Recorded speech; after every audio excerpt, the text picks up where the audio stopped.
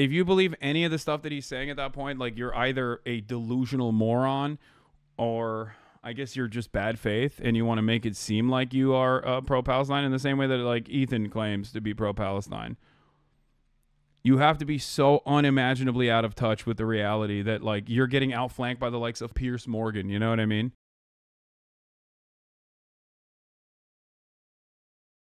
There are, of course, people who are still ride or die in this process and consistently engaging in a defensive posture while they continuously do Hasbara for the state of Israel by attacking Israel's enemies, by attacking people who criticize Israel from a truthful lens.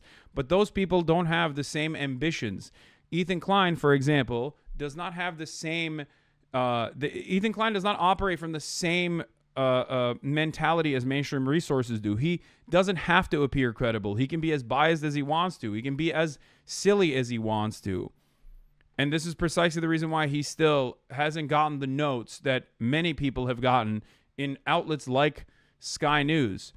As you guys know, I talked about this briefly the other day.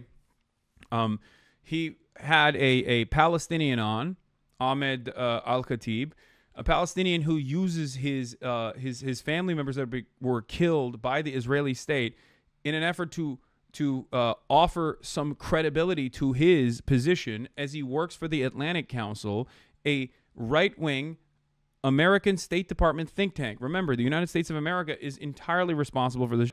So Ethan is basically having a guy that's not as bad as, like, son of Hamas, who is a direct collaborator with Mossad, but a lighter version of that, a person that still has to maintain some veneer of credibility by, pushing for a more peaceful approach, a more peaceful solution, a liberal Zionist position.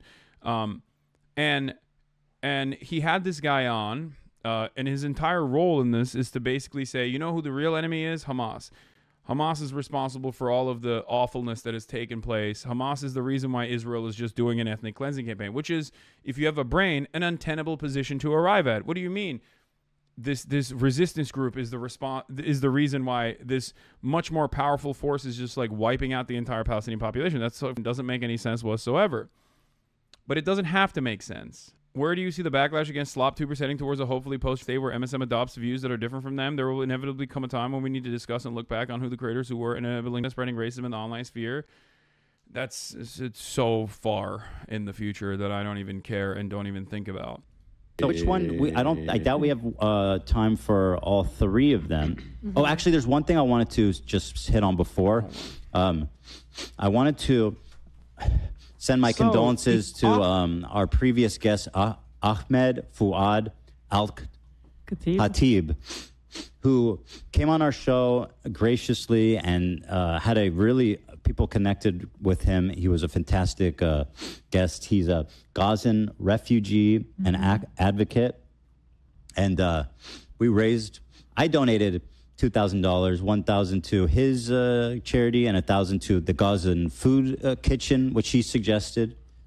And Hasan and Bad Empanada were immediately out to slander and ruin this man, which is just, the irony of that is just unbelievable. Yeah, I mean, when he says, like, Jews against our tokens, he's wrong, okay? But this person is directly, it's projection. When Israel says, like, oh, Jewish Voice for Peace is backed by Hamas, that's delusional, right? That's completely made up. It's a claim that is so ridiculous.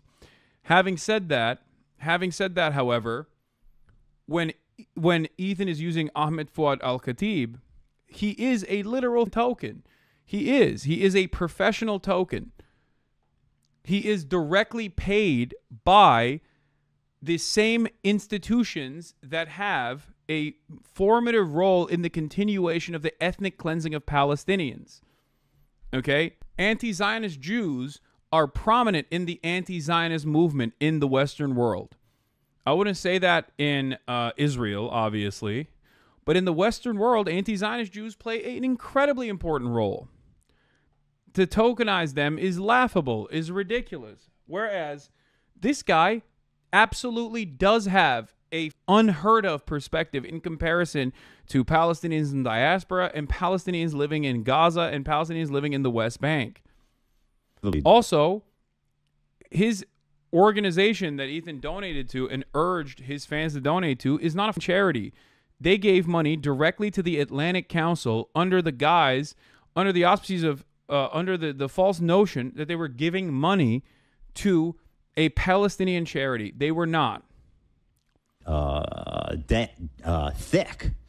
Because it's like, actually, you know what? Here's a dude from Gaza who's lost family members, who's actually trying to advocate and raise money. And literally, by the way, when you go back and look at how he's plugging the charities, the emphasis is greatly on the food one. Mm-hmm. Oh, yeah, totally. Definitely. There wasn't any plausible deniability there.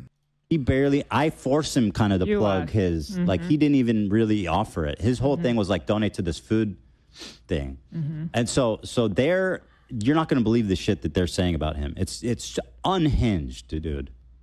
So it's evil. Ahmed Fuad al-Khatib, okay, is a propagandist for Israel. It's not. Apparently, Ethan had him on his broadcast. This might be. And then literally turned around and made it seem as though they were fundraising, told his audience that they were fundraising for Palestinians in Gaza. Okay? Now, can someone timestamp from the episode when that happens? Because I'll pull it up in a minute. It's really crazy how Hasan just doesn't want us to help Gazans. Oh my God. Oh, they're so gross, dude. They're such disgusting genocidal propagandists. Oh my God. Oh, it's crazy how Hasan doesn't want us to help the Palestinians.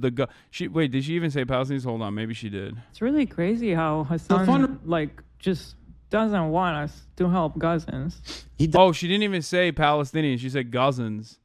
Yeah. Here, another great way to figure out Ahmed al-Khatib being a bad faith actor is that he calls himself a Gazan American. He doesn't even call himself a Palestinian American. That designation does matter, for the record. Because of that designation that he self-applies. That's the reason why the Israeli Foreign Ministry or other Israeli politicians will routinely retweet Ahmed al-Khatib. Okay? They do. Do you think that's normal? Do you feel like that's they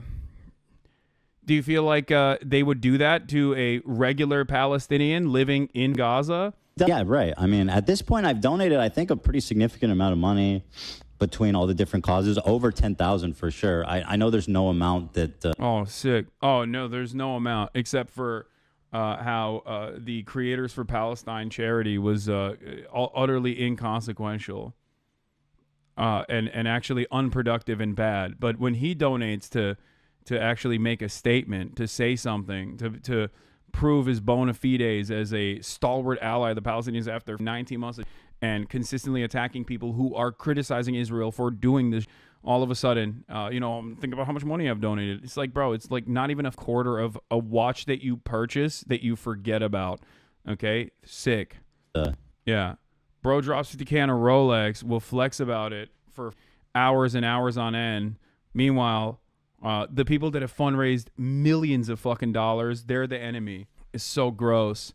It's so fake. I can't believe people still bite that shit. I can't believe people still believe any of that, okay? If you are believing any of that, if you believe any of the stuff that he's saying at that point, like you're either a delusional moron or I guess you're just bad faith and you want to make it seem like you are pro-Palestine in the same way that like Ethan claims to be pro-Palestine.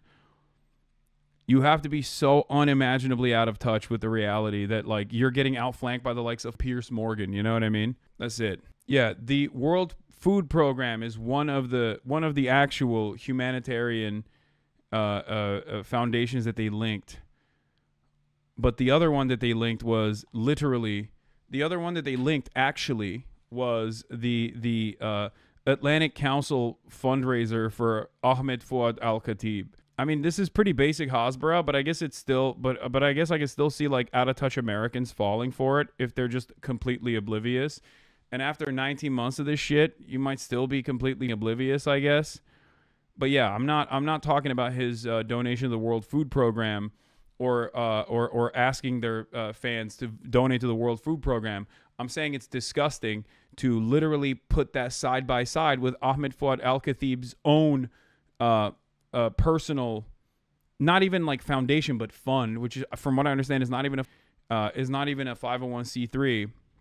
And people actually asked, people actually reached out to the foundation and asked where the funds go, and they very openly stated, oh, it goes to Ahmed. It goes to Ahmed for his speaking engagements, so he can go around and tour and speak peace or whatever yeah. It's a slush fund for the Atlantic Council and Ahmed himself. So saying that you're like helping Palestinians by directly helping someone who has collaborated with the Israeli state is so gross to me. Yeah, and the Atlantic Council itself has also confirmed this, obviously, here. Melanie Robbins, formerly worked for the ADL, by the way, Apartheid Defense League, confirms directly, hello, thank you for reaching out and your question. The donations page on our website goes to support our work through the Atlantic Council. This includes helping Ahmed and our team and to allow him to be able to do many of the media appearances that he does, to meet with policymakers and do all the writing and things that have helped launch the work for Realign for Palestine. I hope that answers your questions. Happy to hop on a call to discuss if that would be helpful. Meanwhile, from what I understand, the guy was calling CARE a organization. Ironic, because AB's dad worked with CARE. And also AB himself did a fundraiser for UNRWA, which I don't know if Ethan or Hila ever actually promoted, but the very same groups that they defend call UNRWA a organization. He called it Muslim Brotherhood adjacent. Nice. Great. I can't imagine people who are not good faith not wanting to check out the entire Bad Empanada video for themselves.